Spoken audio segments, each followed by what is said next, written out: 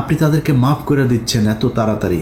নিশ্চয়ই চাচা মিয়া ভিডিও টিডিও কোনো মমতাজ টমতাজ কারোর সাথে মনে হয় আকাম কুকামের কোনো ভিডিও আপনার আছে আওয়ামী লীগের কাছে বা রয়ের কাছে, এই জন্য আপনি বক্তব্য দিতে বাধ্য হয়েছেন। ওইটা আপনার বক্তব্য হওয়ার কথা না। আমি একজন মানুষ হিসাবে, সুস্থ মস্তিষ্কের একটা মানুষ হিসাবে এটা আমি মনে করি না। হয় আমি পাগল হয়ে গিয়েছি, নাহলে আপনার কোনো ভিডিও টিডিও কিছু একটা আছে, নাহলে আপনি মাফ করতে পারেন না। বাংলাদেশ জামাতে ইসলামী যারা পূর্ব পাকিস্তান থেকে বাংলাদেশ হোক সেটা চায় নাই।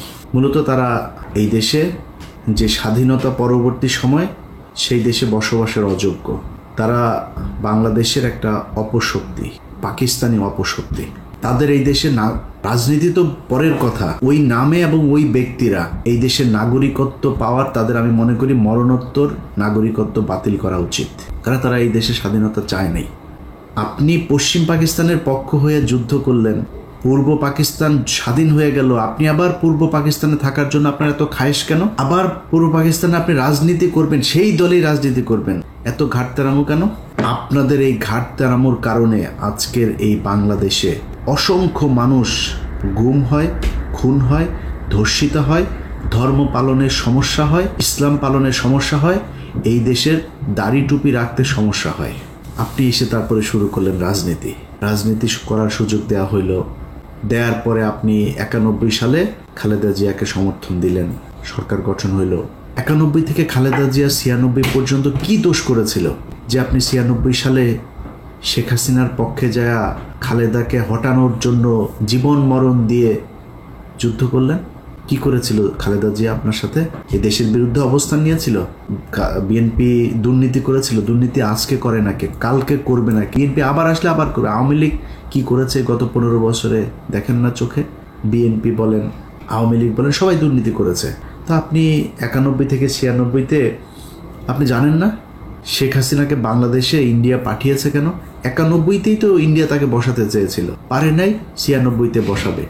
আপনার এইটুক দূরদর্শিতা নিচে চুল গজায় নেয় আপনার, যে আপনি বুঝেন না যে হাসিনাকে দিয়ে তারপরে এই দেশটাকে ভারত নিয়ন্ত্রণ করবে। হাসিনার পক্ষ যা করলেন, 2 দিন পরে আবার ভাতার পাল্টাইলেন। ওই ভাতার আর ভাল লাগে না, ভাতার পাল্টায় আবার ফের খালেদা জিয়ার কাছে আসলেন, এসে তারপরে পায়েটায় ধইরা তারপরে জোট করলেন, করে আবার ক্ষমতায় বসলেন। ক্ষমতায় বসার পরে এরপরে দেশ চালাইলেন। আসলো 2024, মাঝখানের পুরোটা সময় বাদ দিলাম বিরোধী দলে। 24 আসার পরে আগস্টে হাসিনারে সরাইলেন। সরানোর পরপর বিএনপি আবার খারাপ হয়ে গেল। কারণ কি? বিএনপি তারেক রহমান ইন্ডিয়ার কাছে বিক্রি হয়ে গিয়েছে। বিএনপির চোর মানে যদি ধরা যায় 80%ই চোর, মানে এটা করার পরে দেশের মানুষই ভাই 90% 99% চোর আমার দেশের, ইনক্লুডিং মি। আমি আমার বাদ দিলাম না, 99% চোর এই দেশে, হয়তো 2-1% ভালো থাকতে পারে। তো বিএনপি চুরি করেছে। আওয়ামী লীগ এই ইন্ডিয়ার সাথে কিছু করেছিল নাকি? খালেদা জিয়া তারেক রহমান বিক্রি হয়ে গিয়েছিল, 5 তারিখে বিক্রি হয়েছিল। 5 তারিখের পরে বিএনপি খারাপ হয়ে গেল কেন হঠাৎ আপনার কাছে?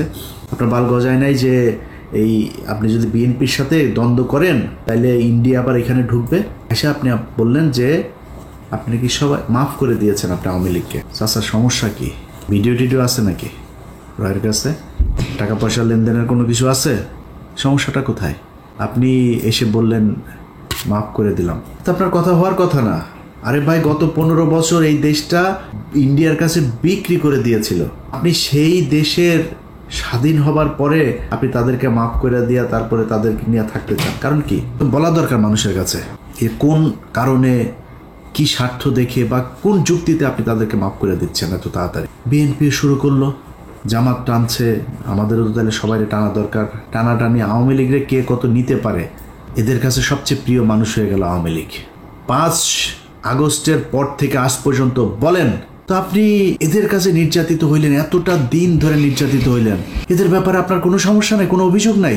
আপনিও তাদেরকে নিয়ে বসায়, স্টেজে বসায় তারপরে বক্তব্য শোনাবেন। পিছনে দেখি ওই যে শফিকুল ইসলাম মাসুদ চোখ বন্ধ করে মনে হয় বিশাল ধ্যানে আছে। ওর বাপ ওই সন্তোষ শর্মা বক্তব্য দেয়, ওর বাপের বক্তব্য শোনা মধুর স্টেজে দাঁড়ায় রয়েছে, পিছনে বডিগার্ডের মতো, সোহরাওয়ার্দীর বডিগার্ড শেখ মুজিবের মতো ওইভাবে দাঁড়ায় আছে।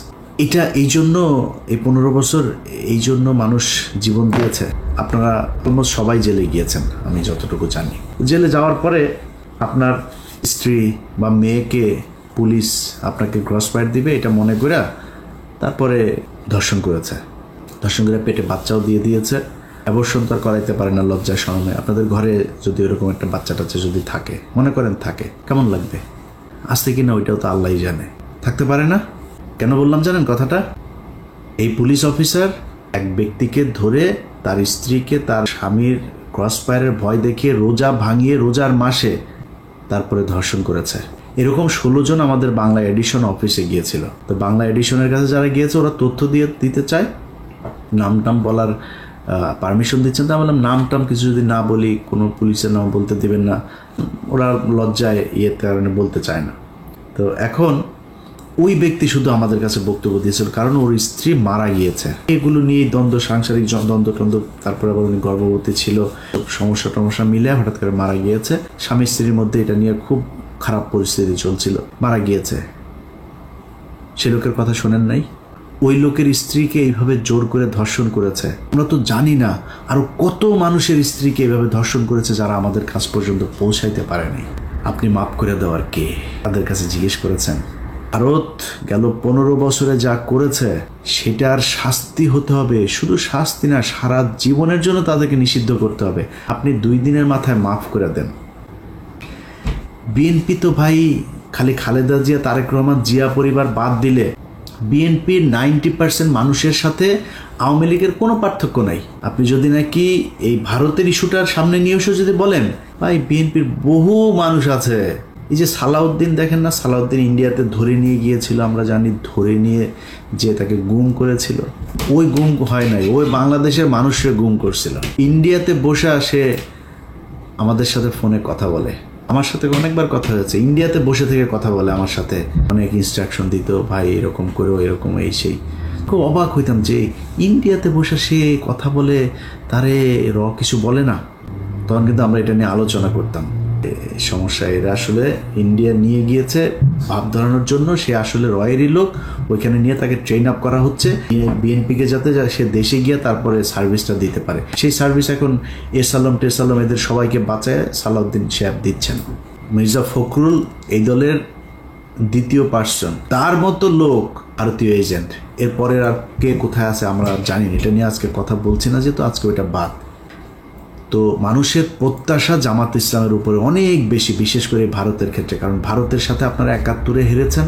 এই গত কয়েক বছরে আপনাদের কয়েকজনকে হত্যা করা হয়েছে। 15 বছর আপনাদের সব শিবিরের ছেলে পেলে আছে, জামাতের লোকজন আছে, তাদেরকে প্রচণ্ড কষ্ট নির্যাতন সহ্য করতে হয়েছে। এই কষ্ট আপনাদের উপরের এই তাহের ঠাকুরের মতো, এই তাহের মিয়ার মতো এরকম 2-4 জন রয়ের এজেন্টকে নিয়ে আপনি এই পুরো দেশের সব মানুষকে বিপদে ফেলতে পারেন না।